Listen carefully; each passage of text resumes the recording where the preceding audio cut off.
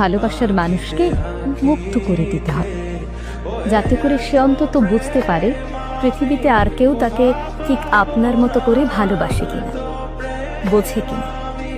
আর যখন সেই মানুষটা সারা পৃথিবী ঘুরেও আপনার মতো আর কাউকে খুঁজে পাবে না, তখন সে চরম আফসোস করবে।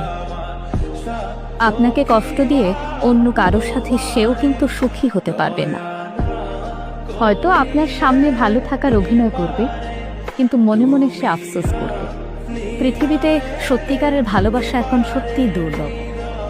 আর যে কারো ভালোবাসাকে অবজ্ঞা করলো, সে নিজেও কোনোদিন ভালোবাসা পাবে না। কারণ ভালোবাসার মধ্যেই যে প্রকৃত সুখ নিহিত, তা অনেকেই জানে না।